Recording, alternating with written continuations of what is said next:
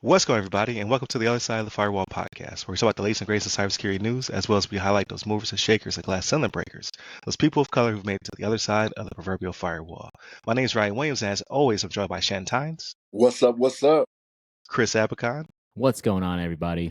And Daniel Acevedo. How's it going, guys? What's going on? So welcome back to the show. So for all our new listeners, right? So we had our old fan base. Definitely continue to tune in, like, share, subscribe. Thank you for all of your support and comments and all that good stuff. And now we have the Atlanta metro area, so 99.1 FM. What up?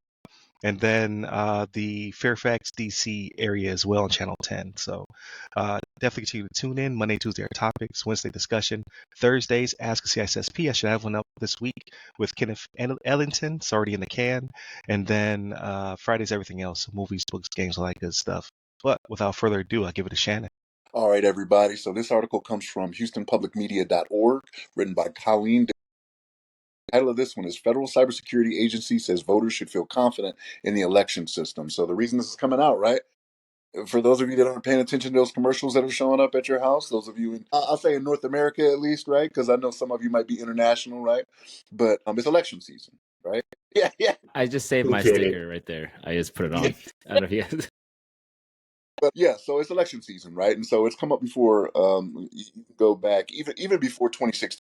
Go back to the 2000 voting. When it comes to distrust in the voting system, right? Jeb helping out George, stuff like that, right? Being the possibly right. I'm not gonna say that's what happened, but it hits harder for 2016 with us, right? And when I'm going through this article and I'm reading it, I did not realize this, and maybe because we talk about them so often, but CISA wasn't stood up until 2016, till we had the misinformation and disinformation of that election system. That's when CISA got stood up, and because they've hit the ground running and the government has been getting their money out of them for sure. Yeah. Did not realize that. I was sure they'd been around forever, right? But CISA is out there putting the word out, saying, "Hey, granted, there is a reason to worry about cybersecurity when it comes to election interference, right? Because I know when I go and vote, right, it's on the systems, the touch systems. It looks very easy." Cybersecurity guy, right? So, but there are some people that may not be used to that type of technology, but they're like, yes, it is safe. It is something that we use, repeatedly out there across the country. But they just want to reassure people, right? Because we don't want to have that narrative again around 2016, 2020 and things of that nature. So, they're just saying, hey, it's safe. And the reason this came out of Harris County in Texas is because of the issue they had with running out of paper ballots back in 2022, right? But again, CISA reassuring us it's safe. We'll see after all is said and done what comes out, what kind of new excuses can be made. If there's proof, there's proof. That's different than just saying it, but you never know. You know what I'm saying? But Daniel, let's start with you, man. What's your thoughts on this? Man, this one is super timely. Like, I was talking to family and I was like, I just don't know about the voting system. I don't feel secure about it. Talking about all this cybersecurity stuff and what we do. And then I asked Ryan, hey, can you send the rundown so I can look at the articles? And the first one was this one. And I was like, did he read my mind? What's going on here? This is insane. Yeah, it's great. I will say, though, Jen Easterly, head of CISA, strong words. Hack-proof, I don't know if I would be throwing those words out there, because then I feel like they'll be like, okay, challenge accepted. Let's see how hack-proof this is. But, they're doing great things, right? Segregated and disconnected systems, I feel like for these kind of, devices or like this kind of on-bringing for election stuff is the correct way to go. I feel like a lot of other things in the government, high-risk systems like either hospitals or power grids and things like that should be segregated for added insurance. And I hope this actually kind of trickles over into those areas in the future to add more assurance. But, like my wife has a great phrase. I love her for a lot of things, but ever since we dated, she usually says simple is best. And this is a simple solution for what is needed, right? Hard physical security and a segregated system. It's simple, but it's very effective. But I don't know, Chris, do you think this will trickle over into other industries? Do you think our hands are in a safe place for the elections? What are your 2 cents?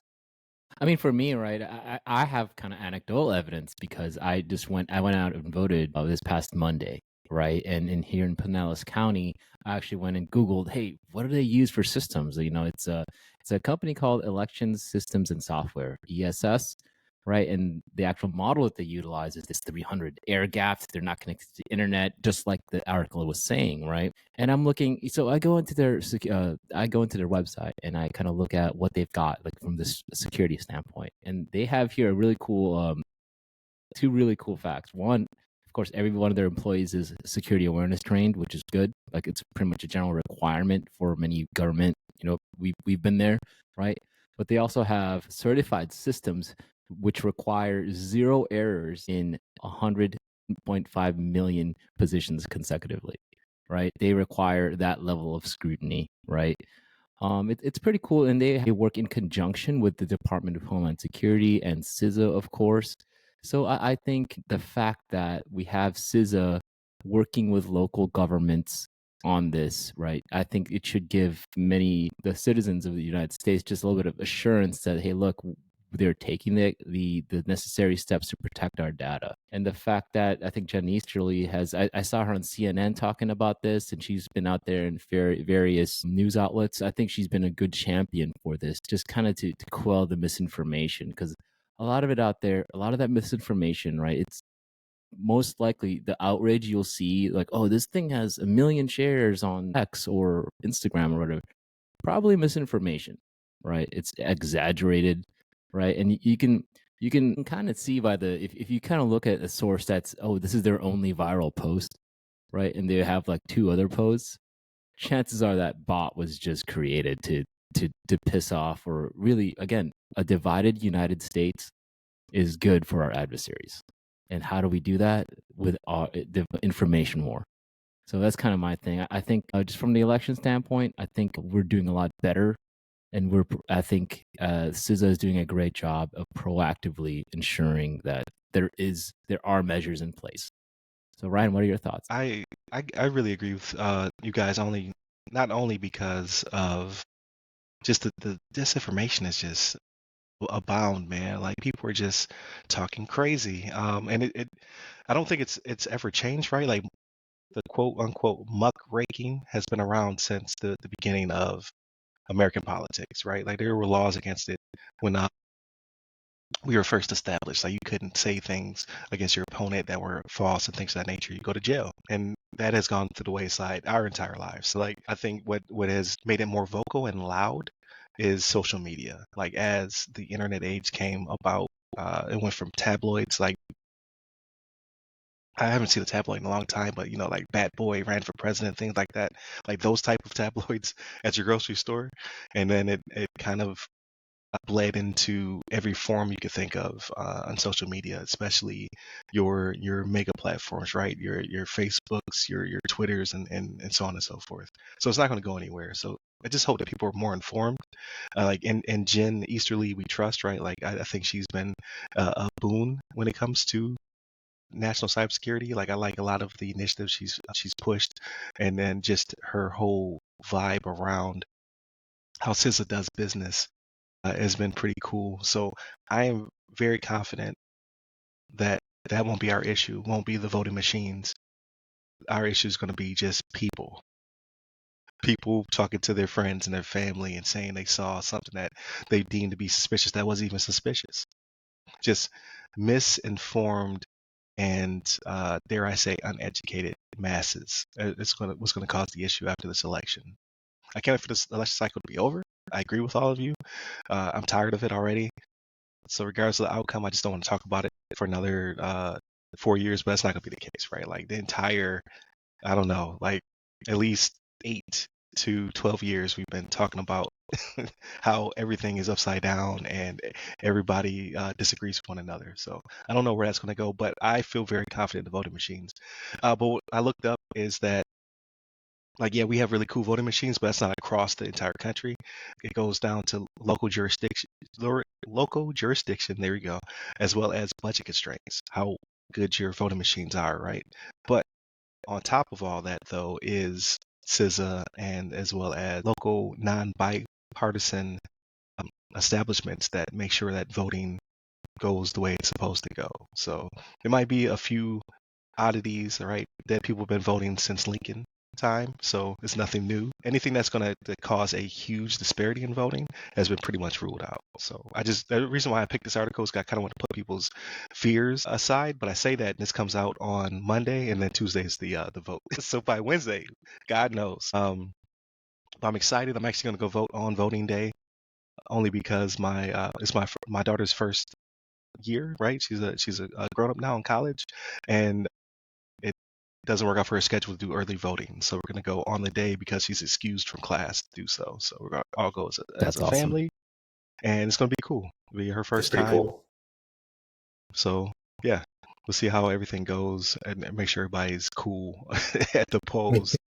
All right, everybody. This article comes from TechRadar.com, written by Benedict Collins. And the title of this one is Ransomware Crew Poses Microsoft Teams IT Support to Steal Logins and Passwords, right? This is an age-old one that always works, right? Pretend like you're somebody out to help someone, and almost always just willfully give you access to whatever you need, right? I remember Dell used to do this, right? Like whenever you needed help with Dell, they would have you install the software, blah, blah, blah, go through and do all that.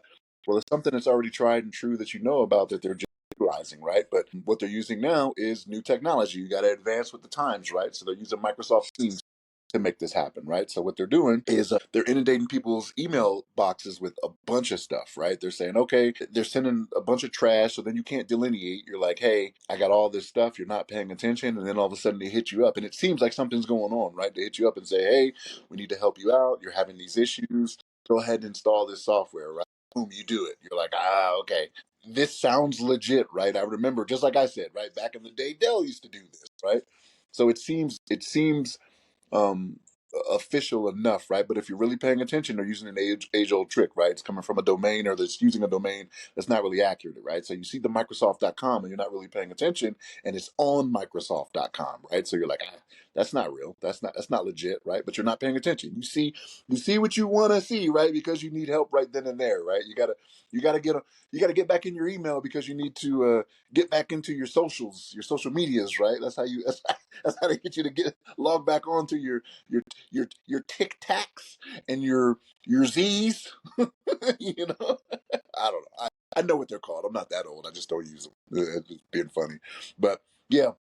Spear spam is what they call this, though, right? That's what the process is that they do when they inundate you with all this stuff. But yeah, they're back at it again, man. Black Beta is the name of this ransomware gang that's doing this. But folks, be careful out there. Look at the actual domain names. Look at what you're opening up. You know what I mean? If it doesn't look right, it more than likely isn't. Just pay attention out there. All right.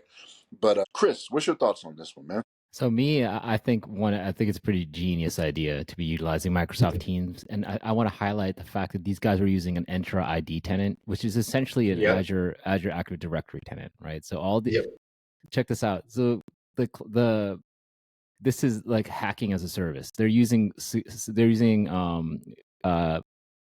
Azure Cloud to perform this type of stuff, right? So the on Microsoft.com is actually a legit domain from Microsoft. It's the default domain on Entra ID. When you make, for example, if you guys go and create a Azure cloud instance for, let's say, if you want to start your own small business, right? On Microsoft.com plus whatever company you make, like in this case, they utilize Security Admin Helper. That's going to be your domain, right? But it's actually, honestly, I'm like, dude, that's genius, right? So they utilize, you know how when you have Teams, you can go into somebody else's tenant as a guest, right? But they're doing this like an entirely backwards and in just ingenious way. I was not aware of that because I've never seen that. Yeah, so if you go on Azure and just create like get like a trial Microsoft Office 365 for Business account, right? And you go into like the Entra ID, and on Microsoft is actually the default like domain, right? It's going to be like your name on Microsoft.com or your business, right? At on Microsoft.com, right? All these guys did is, your help desk at on Microsoft.com. Chances are, at a quick glance, you're not going to notice, it says Microsoft.com on it. And especially because it's on Microsoft.com. I'm like, that's actual, Microsoft domain. Just because this is an instance of the bad guy using the same tools as you guys are, as does the good guy. That's what it is. Like, hey, we're both in Ford F-150s, right? I can pull you out of the mud. I don't know. It's kind of a bad analogy, but It's Florida. You described Yeah, Florida. that's what I want to say. but that's really what I just think that these organizations are getting very brazen, right? And they're just being very like, this is innovative stuff, really, from my standpoint. Like, a lot of this stuff is coming from Russia, according to ReliaQuest, and really, like Shannon said, be careful, guys. Just be careful. So, Daniel, what are your thoughts?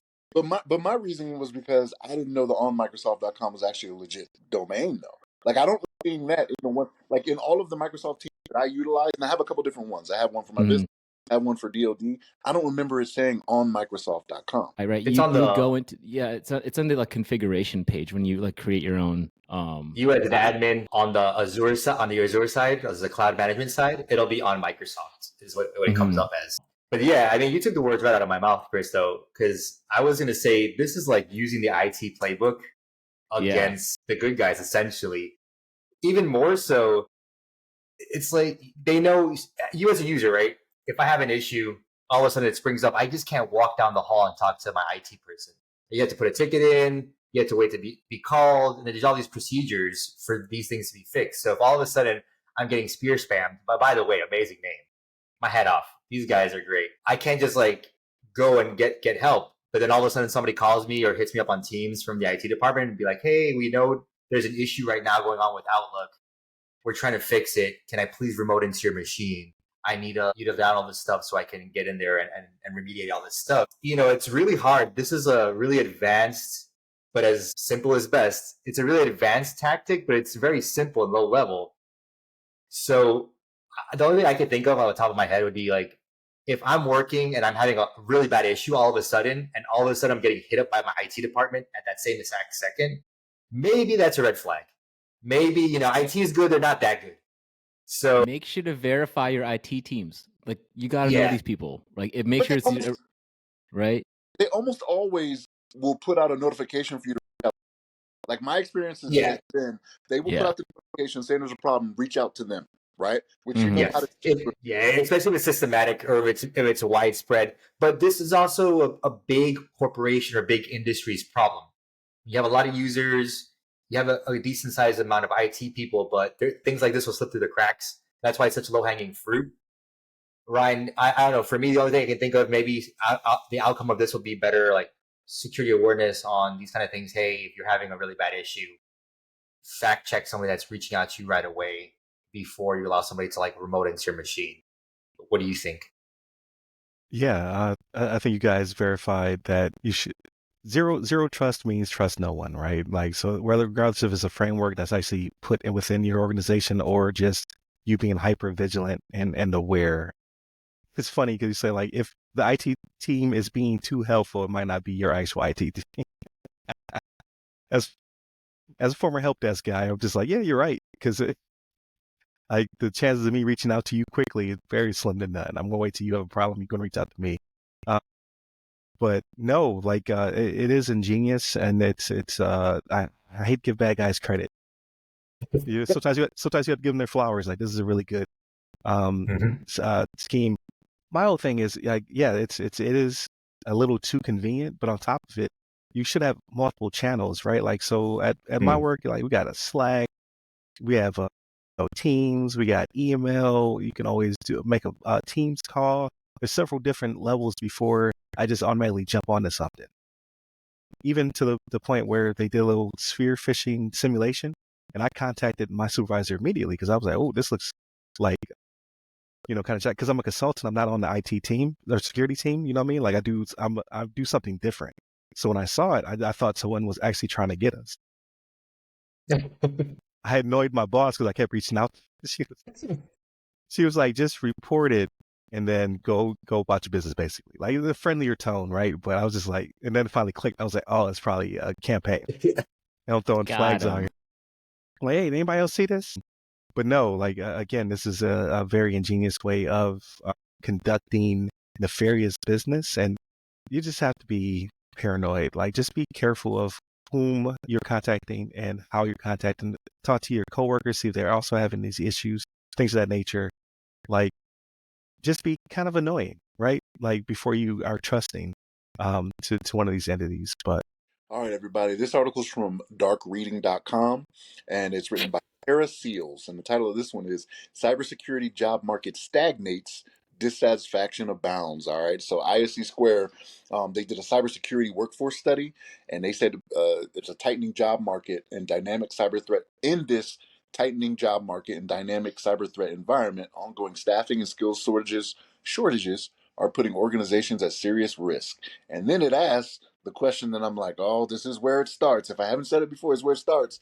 Can AI move the needle, right, in defenders' favor, right? So my answer is no, it won't. There will always have to be a human element.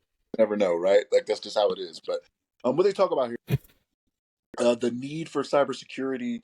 I don't want to say it not being necessary. We know it's necessary. We do this every week. We tell you why it's necessary. We give you the examples of it.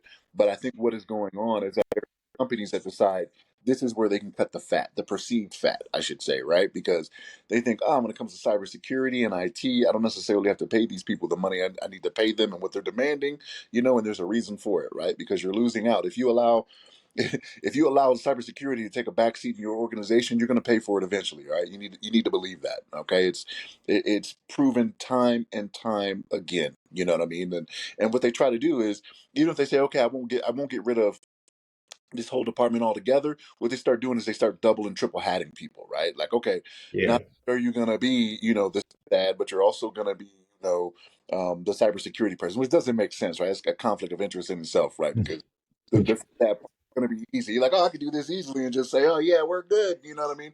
That's why there's the separation of duties for that, because those two don't automatically go hand in hand with each other, right? Like to have a good to do some good system administration when it comes to automation and things of that nature. I mean, it's a good way to do things, but they may not always be the safest, right? You may be using methods that introduce vulnerabilities into your networks, right?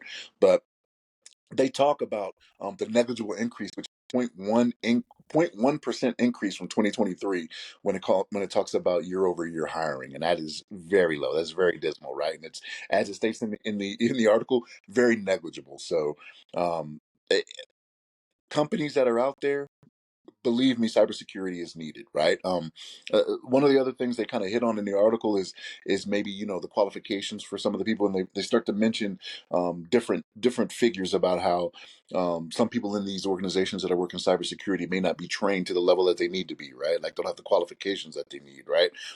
Which as a company, if that is the case, do your best to get them up to speed to where they need to be. Okay, it's going to pay out for you for the amount of money you're going to pay to get them certifications or to get them the training, whatever. It is well worth it for what you can lose, whether it be what you're going to be paying out in your cybersecurity your IT insurance, your cybersecurity insurance, and things of that nature. You just got to be on top of this. But yeah, this is disheartening to see, right? Because we've talked about it all the time. The hundreds of thousands of jobs in this field that are available out there. But Daniel, what's your thoughts on this? Yeah, as you're walking us through this article, I remember I think it was about a month ago we had another article that talked about this, about the cybersecurity job openings, or the rate of open positions in the 250,000 or something like that. It's rough, right? This article goes on and talks about the burnout cybersecurity in IT, which is a very real thing.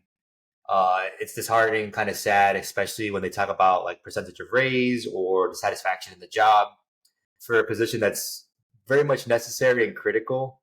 But unfortunately, working in cybersecurity, working in information security, it was middle management. Luckily, I had great bosses that understood this, but I saw it from other colleagues where they see it as a necessity and a checkbox, especially working with defense contracting or working with the government. We have to have this in place, but they don't see it as anything more than that. They don't see the added benefit of preventing ransomware or the saved money in, not having the secret sauce of their Big Mac being exposed, and then their competitors stealing that, and then, selling what's theirs. Um, I don't know if there's a solution. I know I'm always the doom and gloom guy of our group, but I don't know where there's a silver lining, except that there's a lot of interest from people wanting to get into the field. But I don't know if the larger corporations are steering towards just paying third party companies to be their cybersecurity providers rather than hiring people in-house to do this anymore. So when we go to the 1% increase of the hiring from year to year, I'm wondering if that's the shift that we're seeing. The article doesn't say it, but people are still having cybersecurity departments and compliance, right, Chris? So if they're not hiring people, where's that coming from then? What do you think? I mean, really, I think you hit the nail on the head when you talked about the in-house versus outsourcing, right? You can either in-house hire a cybersecurity analyst, right, to get all of your policies, procedures in place from the governance standpoint, and then be an advocate for the technological improvements, which that I think can be expensive too. If you're talking, hey, let's put a XDR, EDR on each machine, you've got 100 machines at what, $8 a month? That's $8K a month for your business, right? Just consider, like, is $8K a month for, is that a lot of money for your business? I don't know. And again, that's just, a random example. It could be more expensive than that, because if you're working with big organizations that have, hundreds of users, hundreds of laptops, right? It's not just one EDR solution you're buying. You're paying for, you're potentially paying for like a zero trust solution. You're paying for a VPN capability. You're paying for Azure cloud users. You're paying for licenses, right? So it's a big investment. IT is a massive investment, and I understand that. I think we all understand that from our standpoint, right? With our experience. But to convince the COO, CFO that don't have the IT background, that are money, they are the money guys and gals. They look at, hey, how is this capital expense, operational expense worth it when it's not necessarily showing us any tangible, objective evidence. But the only thing that you can do is kind of say, hey, look, this is how much it would cost for your organization, if this were to happen. You can articulate it that way to a senior leader. But with respect to the workforce, right? I think there's I would say a few tiers in cybersecurity jobs, right? You've got the policy governance side, kind of where I work. You got the technical people that are the SOC analysts and stuff like that are on call, or they're working at a security operations center, shift work, right? And then you got somewhere the people that are in between, right? You got the people that are like, okay, we're just trying to figure stuff out. We're trying to incorporate cybersecurity into our business. And I think from a business standpoint, I don't think that's been really, there's not a lot of, there's cybersecurity master's degrees and all that stuff out there, but it's not as robust as, hey, we've got a finance department, we've got an accounting department, right? And I think that once the business operational end is understood by everybody in the organization and really in business as a whole, people can either make that decision, hey, are we going to outsource this, get an MSP, or are we going to build our own in-house department? And that's the thing too, and these MSPs have to be hiring, right? These SOC analysts. I mean, are they outsourcing these jobs? I mean, a lot of them are probably outsourced, right? They've got SOC analysts all over the world, so that's something to consider. Unless a company wants to have a solely U.S.-based MSSP, right? So there's all these factors that that cite these. But I think in our at the high level, I think it's it's the Fed trying to talking finance now. It's deflationary pressures. There's less money in the money supply, right? There's less money for investment. So really less money to invest and play with. So that's really where I stand on this. It's just there's less on there, and I think money crunchers are saying, hey, look, maybe it's not worth the expense. We're not making any money right now. So real quick, Ryan, I know you want to go, man. But so Daniel, to your point, right? So they addressed it in the article. So when I was talking about cut the fat, they addressed it in the article that it's budget that's making this happen, right? So I don't think it's accurate to say it's budget. It's a matter of priority, right? Like you have the money. Mm-hmm. It's like when you say you don't have time for something, right? Like, man, I just don't have time for that. You'll make the time. Right. For something that you want to do, right? It's the same thing here. When it comes to budget, you've chosen to allocate your money elsewhere, right? Is where it comes down to. But Ryan, go ahead, man. I'm sorry. Oh no, you're good. You're good. It's a weird juxtaposition, right? Like this conversation is so nuanced. You can look at it from so many different perspectives. Right. So for me, when I look at it, if you're a billion or $1 trillion company, then you're kind of getting ready for the fallout. Like you're shrinking, you're cutting costs, you're getting rid of people and layoffs and things of that nature. You're not plussing up because you feel like bad times are coming. However, for the past couple of years, you've been also boasting record-making profits. So it's a weird juxtaposition that they're currently in, which I can't necessarily, I can't carry water for them, right? But if you're a mom and pop organization and you're also trying to weather the storm that you feel is incoming, then yes, this is cost center. You're not making any money off of this, and you want to not pay someone six figures to be in your organization to properly secure you. So then, of course, you look for, okay, how can I save money? How can I get a fractional CISO or some MSSP or something to help me to get at least good enough, so that way I don't have the regulation and violations and things of that nature, right? So now instead of paying somebody 350, 250, 150, maybe you get away with $85 an hour or something like that. Like you're trying to figure out like how can I get this done without dipping too far into the operational expenses. And then as a company like RAM now, right? I'm trying to expand, right? Like to be a consultant is a profit center, right? Like I'm looking to add value to a company. I'm trying to get my foot in the door, be their fractional CISO or whatever consultant, things of that nature. But you can't pay me bargain basement prices, right? Like I have a company also to run, and I can't offer you as much value if I have to now pick up 3, 4, 5, 6 different clients to make the money that I'm supposed to make to keep going. So I don't know what the tiebreaker is, to be honest with you.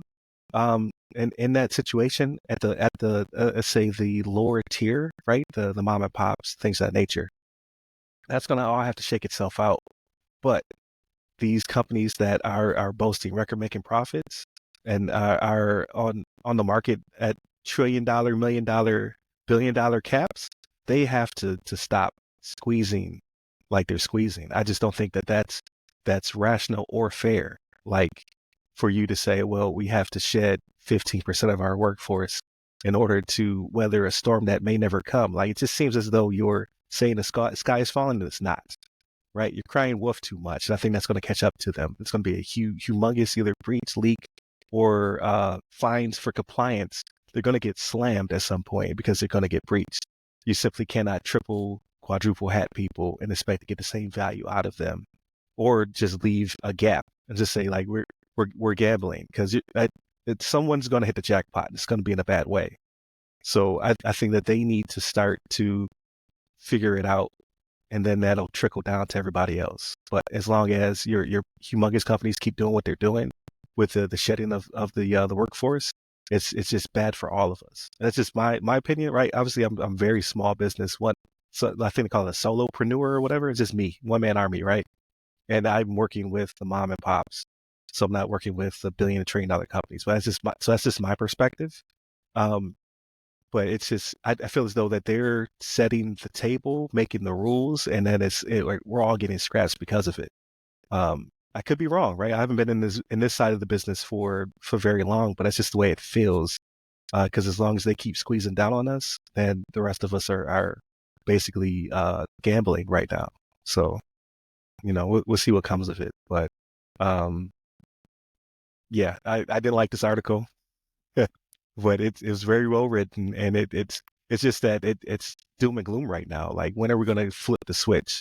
Like maybe it's after election day, but maybe not. Like maybe for the next, like maybe this is their excuse to continue to squeeze, make record-making profits, and then like if you keep saying something bad is going to happen, sooner or later you're going to be right, but it might not be in the next 2 to 4 years. It might be in the 8 to 12, right? Because we don't know what the future holds. So I just feel as though it's putting us all at a disadvantage, but that's just my 2 cents. Anybody, any follow-ups before I land this plane? I'm snapping.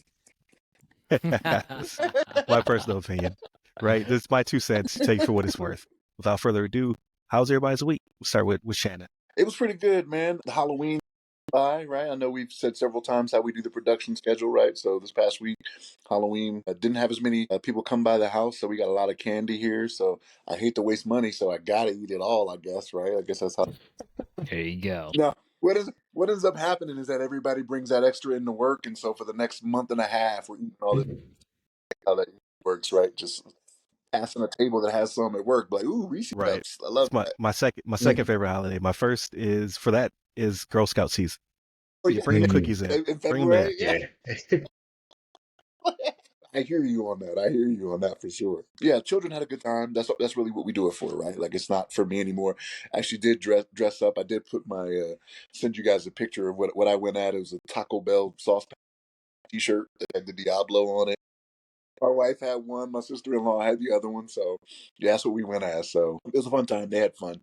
When it came to media and what I was watching. So Ryan, you put me onto that. It's Florida Man, and I've watched the Yeah. 3 episodes, and I'm like, this is just crazy, man. And like, the stories seem unbelievable, but then they have the people that are the real life people from Right. events in there talking about them, and you're just like, what? Like this really happened? Like, but yeah, it's like Florida, man. Like I've been Yeah. stationed there. I don't know if I ever want to go back. We'll see. So my favorite so far is the second one where the dude lost his arm. Yeah, yeah. That's a crazy story. He was. So have you watched the third one? I just started the third one. Okay, yeah. That's I'm like, oh man, this is crazy. Like more comes out of it to where how is this woman able to do this? And it's like, oh, that makes sense on how she's able to do it. So, but Yeah, yeah, because I started it, but I had to cut it off because the kids were still awake. It was like some kind of like cult ritual thing happened. I was like, click, nope. yeah, yeah, yeah. Some of the stuff they show, you're like, yeah, I can't do Yeah. that around me. But yeah, it's Florida Man. That was a pretty decent one. That's a good series. I'm getting into watching my documentary phase hasn't really gone away recently, and I've watched this one called Breath of Fire. So I watched the one before that had the Vikram yoga guy and how he was like kind of crooked. They got another one on yoga, Kimdala yoga, some other type of yoga, and I started that one, and I'm like, man, here we go again. Like it's weird, right? Like I hate to say anything is a cult, right? Because there are people out there that'll tell you religion is a cult, right? The only difference between the cults and established religions right now is time. That's what people will say, right? Like, oh, Christianity's been around for this long, Hinduism been around for this long, Islam been around for this long. So they're not considered cults, right? But when you have something that new, like Scientology, they're like, oh, that's a cult. Well, give it time. It'll be an established religion that everybody recognizes, right? That's kind of what people say. And I say this, and full disclosure, right? Like I am not a practicing Christian. I hate to say that, right? But like I believe in God, right? I say my prayers before I lay my head down. I say grace before I eat my food, right? I do believe there is a higher power. That's just me, right? But there are some things about it that I'm like, nah. I don't know. Organized religion gets me sometimes, but okay. I'm not trying to get us canceled. So, but but Too late. yeah, this is an interesting one when they're talking about this yoga because what they tried to do is they tried to make it seem like religion was a very big part of it, right? That's kind of how they legitimized it. But it's an interesting take on it. But it's called Breath of Fire, is what it's called. So I got to get the then. My wife and I am watching High Potential. How far have you gotten into High Potential, Ryan? Let me ask you that. How many episodes? I'm still only on the second episode. Like I don't my schedule keeps getting jacked up because I'm really interested in it. So it's not definitely not a bad show. I just haven't gotten to through the next episode yet. So I think it picks up again to where it starts at. Like there was a lull. Like I told you, like episode 3 kind of goes down for me, 3, 4, 5, like this, and then episode 6, I'm like, oh okay, I like where it's going again. Right? They kind of got back to where it was. But yeah, my wife and I, we watch that every chance we get. Whenever she can get that 44 or whatever it is, because we have Hulu Live, we don't have cable television, right? So it's us watching it with trying to get it without the ads and all that. But yeah, it's a good series. What else did I watch? I was watching something else that I was like, this is another weird thing. I can't remember what it was. It'll eventually come back to me, and I'll put it in the group chat. But yeah, man, it was a good week. I won't complain. Children had a good Halloween, taking in some decent content that's making me think. Oh, my wife and I started watching this TV series. Elsbeth is the name of it, and apparently, Oh yeah, I've seen some trailers. She's like very awkward or yeah. something like that. Yeah. But it's a spinoff of The Good Wife and another spinoff from that or something like that. I think is what it was from. I've never seen The Good Wife or whatever, so I just thought it was its own show. But then I was looking something up, and they're like, "Oh yeah, it's a spinoff." So she was a character on The Good Wife and The Good Life or something like that. There's another one, but yeah, it's a detective type show, right? Like even though she's not a detective, she's a lawyer that's there with the NYPD on a consent decree because they had some issues with some stuff not lining up when their work. So they brought in an outside force, right? But there was ulterior motive. So it's an interesting show, and she is quirky, right? Like, so it's like kind of weird, but yeah, my wife and I have been watching that one. But that's pretty much been it for me, man. Nothing outside of that. What about you, Chris? How's your week? Our week was actually pretty good. Actually, I went and voted on Monday, so that was a good time. It was actually fairly quick. It was here in St. Petersburg, so it was in and out, and it was secure. Yeah, no drama. Um, but the weekend before that, actually last weekend, we did a little Halloween party. It was like Harry Potter themed, right? I was Snape. I put white makeup on, so that was a real funny hit. So and I had a wig and everything. Yeah, canceled for sure, but it was a good time, Yeah. right? We catered some food. It was like 12, Nice. 13 people, maybe 14 people showed up. It was good. But yeah, drinks, food, the business. It was a lot of fun. And then that was last weekend. Me, obviously, I'm wearing my Vikings gear. I'm repping. I was telling them earlier offline that every time I've worn this purple Viking shirt, the Vikings have lost. So I want to break the curse this week, and hopefully we can make it again at the time of this recording. Hopefully we can beat the Indianapolis Colts. But on the football end, Everybody knows who to blame now. It's you. exactly Yeah. right. But on the football end, right? Minnesota, Big Ten, big following Big Ten. Sorry about the loss yesterday, Shannon. That was probably All the time. I tell people all the time. every year, Michigan and Ohio State is where we're going to lose. It's going to Yeah. happen. But the thing is, like, I stopped watching the game. Like, I was watching it. I didn't watch the beginning of the third quarter. I saw Drew Aller 2 consecutive sacks. I was like, I'm turning this off. I don't want to see this. No, you get triggered. I was like, I'm gonna be so like, it was just ridiculous. Like, we are better than that. You know what I mean? So it happened though. I knew it was gonna happen. So for me, right, like Minnesota's won some pretty decent games in the last few weeks, right? So we've been kind of on a hot streak, but we beat the top 25 at Illinois yesterday. So that's fun. So we're actually in the top end of the Big Ten now, which was 6-3. So I'm just like, what's going on here, right? But college football is getting pretty exciting. It was actually here in Florida. We had Florida Georgia, right? That was going on, and that's always a big game. But Florida was leading for a majority of that game in the beginning, so that would have been exciting to see Georgia lose. But again, I'm not too invested into the SEC. It's like until playoffs, but Big Ten all the way. And then on the media end, wife and I have been new episodes of British Bake Off are out, so check that out. It's our winter tradition, winter fall tradition. We start that, and it goes through the 10 episode series. Also, the Harry Potter movies. Some of that stuff. Like, do you ever try like, hey, I see what I don't, but my wife bakes bread and stuff like that. So sure. So Nice. it's always a good thing. One of these days we should just get like the Bake Off cookbook and just go to town on, it'd be a holiday thing, like on Christmas or something. Just make all those, like they have like a lot of British food has like fruit in it, like the fruit cakes and stuff like that, carrot cakes. So I like fruit I'm cake. just asking because I know Me too. More than one. You've mentioned it more than once that you watch it. So I was like, well, maybe like you're like, hey, that looks like a good idea. Let's go ahead and create that or try that. Yeah. So eventually we will, but I think the family here makes a lot of bread, right? And then bread based, or like we'll make like brownies, cornbread, stuff like that, but nothing too crazy just yet. No big cakes. I like cake, so that's maybe something that I would pursue. We got a little stand mixer, just throw some flour in there. How hard could it be, right? It's just chemistry. Yeah, I was gonna say it's actual science. So It's science. No, I'm gonna mess that up so badly. It's gonna You be say hilarious. that you forget the ingredient, and then you're like, oh, that's Man. Why does it taste like this? I'd be like Gordon Ramsay, like it's raw, just completely throw mess it on the it up. ground. Yeah, but on the other end, right? Like we watched a show last year. It was called The Diplomat. It's about the diplomat going to the UK, right? And the second season just came out, and I really like it. It's a good show. And other than that, on the end, I've been looking at, I think discussed a few podcasts ago, but exploring a new computer, blah blah blah. But the Mac Mini just came out, and I was telling them earlier, I'm like, that thing is beautiful. It's like this tight. It's like 5x5. It's so It's small. small, but like Sign me up. even the base model is at $600, at $599 before tax. It's got 16 gigs of RAM and the M4 processor. I'm glad that Apple's like making things so, I would say, affordable finally. Like, I mean, the Mac Mini's always been affordable, but this is very powerful stuff for $600. Right. Just plug in a monitor and a keyboard and mouse, and you're good to go. I mean, it's pretty awesome. I think it's a great addition. But other than that, pretty boring week. Go vote. Go How was vote. your week, Daniel? It was good. It was good. Trick or treating. They did it big on the base over here. My first time in Yokosuka, so shout out to them. It was just the houses came out. They decorated. The parents were sitting out there with bowls of candy. Kids were living it up.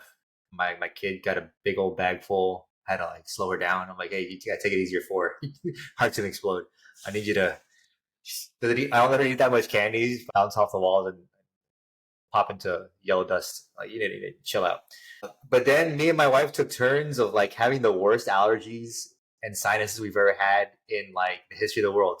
It was like 2 days for me, and then I got better, and then literally it finished, and then that night she started sneezing, and her for 2 days. Like, this part of Japan where we live it's hilarious. It's like it was super hot, and then it was like F you, no fall, straight into winter. It's freezing now. Go. And then it was like raining for like 5 days straight. Yeah, it was rough, but we're better. It was just because of the weather and the rain and stuff like that. But we had a good time. We enjoyed it. Besides the sneezing, besides that, I set some stuff up, got some lights. I got this bad boy too, which I had it on some of the episodes today, but I shut it off because they said my camera's flickering. But just trying to like match you guys in the aesthetics because I felt like mine looked like a prison cell with like bare walls. It was looking pretty rough there for a while. But you've got a nice. I got nothing behind me. Like, I'm in my basement. Like, I picked the barest wall in my basement. Like, if I was to do one of the other walls, you'd see Raven stuff, you'd see some pictures and whatnot. But no, I'm like, nah, this is it right here. This will work. I'm in the living room. Part of the Right? incognito I have a zone. roller desk, so I just roll my desk into the living room. I missed it, Shannon. I said that Chris's looks like a fake background from Teams. Like when you're on a Teams call, you can choose like the backgrounds. His house looks too nice. It's amazing. You could tell he doesn't have kids. Yeah. Got white furniture? Are you crazy? Yeah, let's go. Kids or animals or pets. Or you have a pet, right, Chris? I have pets, yeah. Oh, okay. See the pads on the couch? That's because pets. That's true. That makes sense. Gotcha. Let me see. So media-wise, basketball's back. I don't know if you know this about me. I'm a big basketball fan. Nice. What's your team? Lakers, unfortunately. Okay. Dude, they're playing well now. They are. But I'm not a big Anthony Davis fan because he aggravates me the way he plays. I wish he'd play with more intensity, like Giannis or some of these other players. And he's always hurt. And then LeBron is like never gonna retire. He's gonna play till he's like 175 or something. He's got to win a championship with his son. Bronny. So however long that's, better hope it happens soon. So let me he's gonna play till he's 80. So let me ask you this, Daniel. LeBron is 40 years old, or soon to be 40 years old in December, right, or whatever it is. Yep. And he's playing at a level that is unseen in basketball, right? So, like, do you want him to... Time out. It has Kareem Abdul-Jabbar, put some respect on my guy's name. He was playing until he's 40. At 40 years old, Kareem was not averaging 25, 7, and 8, whatever. I think not that because LeBron's a freak of nature. Like, all right, he's not human, but like Kareem was still pretty productive at that age. But he's the only other player in the history of the NBA. I'll give him that was doing this. His numbers were not what LeBron's are, and when he was at that age, magic was there. You know what I mean? Other star players. LeBron is doing it with, like you said, a broken AD. Cannot, like, if you get more intensity out of him, he's gonna miss more games, and you don't want that either. Well, I'll give AD the benefit. He's been playing really good this season. I know he's a sneeze away from like breaking his back or something. Like that's just how Anthony Davis is built. Like I don't get this guy. He's like how many inches taller than me? He's like built like a Greek god, but like I don't know. He gets up from a chair and he like twists his ankle. He's soft as flowers. Wet flowers are. Yeah. But yeah, so I've been getting into the basketball. It's hard to watch it over here because of the time difference, so I just catch the highlights or I'll watch something pre-recorded or something like that. We're still slowly watching Shogun. I think I still love the show. It's amazing. I even think, Shannon, I think you actually might even like it. There is a little bit more reading than you probably would like because a lot of it's actually in Japanese to my surprise. That I don't mind. Like I have hard hearing. I'm hard of hearing. You know, the military. You know, I was a jet engine mechanic. So like my hearing is not the best. So I'm always watching closed captions. Yeah, me too. I'm always doing that. So that's not a problem. And I know, like, whenever they do those shows like that, they're always beautiful. But I've talked to people that have watched them, and they're like, Yeah, you get a lot of the dialogue and this and the third. You know, that ain't my jam. Like if you a samurai, cut some heads off. I need to see that all the time. Right, right. That, Somebody that, has to that get, somebody happens. has to get decapitated. That happens too. And the pacing is not bad in the show. That's why I think you wouldn't hate it. I feel like the pacing is pretty good, so you kind of like stay with the story. And the season's short, so I think that helps it out too. We're like halfway through, so we really want to finish it, but we're still getting adjusted. I mean, we've only been here, I think, 4 months. We hit 5 months. It's going fast, but I unloaded everything in the house now, and I'm trying to put everything where it goes. I'm buying more stuff to put stuff away. I'm finding stuff that I haven't seen in like 2 years. I'm like, why do we still have this? And like throwing crap away. So that's been most of my week. Basketball reclips, a little bit of Shogun. I haven't really done a lot of gaming. I kind of miss it. My heart hurts a little bit, but that's fine. I'm trying to get all this lighting and like video stuff. I hired somebody to make me the WordPress website, so we're going through that. I'm trying to figure out how to make a logo. I thought it would be easier. It's not that easy. Everything I use, every AI tool that I use, I give it prompts and it's giving me back stuff that I don't like. And I'm like, no, do better. And then it says it's starry, but it's not human. So I can't like really get frustrated. I'm frustrated. So that's been my week. I'm just trying to get this whole thing like spun up to start doing the vlogs and the blogs and posting all that stuff. But how was your week, Ryan? Not bad. So like, share, subscribe, all that good stuff. So what did I watch? So I watched Agatha all along. I marathoned it. Got finally waited for it to finish. It wasn't bad. It gives you a lot of really good detail, but it's lore that you don't need for the rest of the movies. So, like if you're like a nerd like us, you might want to watch it to get just like, okay, this fills me in on a bunch of the stuff that was happening in Westerview and the characters that were in WandaVision and what happened to them afterward. But completely non-consequential to the rest of the MCU. Just if they make more TV shows, they might weave these characters back into them at some point, or it might just be standalone. I don't know. Like Disney's been doing that a lot, where it's just like you get a WandaVision, and then like Agatha All Along is the sequel to that, right? But a lot of the characters don't migrate over. Some of them do. So you'll see people from Westerview, you feel like that's kind of funny, but some of them don't. So it's just non-consequential in that way. And then I watched a little bit of it's Florida Man. So I got to the third episode of that one. Yeah, episode 2 is crazy when dude got his arm ripped off by the gator, and he's just so happy. It's still so optimistic about life. Very, and at the end, he was like, "Man, I feel like going over there again." It was like, why would you do that? Like you will not survive it a second time. Because he's at the scene. Like, for y'all that haven't watched it, he is at the place where it happened. Like, he goes back to visit it. And as he's looking over this broken wire, he's like, man, and he gets emotional about it. Like, I want to go over there again. You know what I mean? And I'm like, why? Like, are you trying to get yourself in? Like, are we? That's not what I'm here to He's watch. bad man. He survived, like, not to give too much away, but he survived 3 days with the arm chopped off. Yeah, because he couldn't get out. Pretty much. He was, Pretty much enough. yeah. So I mean, Jesus Christ. Count your blessings. Yeah. Exactly, right? Yeah, just I don't know how you did that, but so watched a little bit of that. I did get some gaming in, so I've been playing Space Marine 2, so Warhammer 40K Space Marine 2, gorgeous game, gorgeous, very dude bro shooter. Like it's scratching that Gears of War itch. You got these big hulking dudes running around. Well, like for the spirit machine.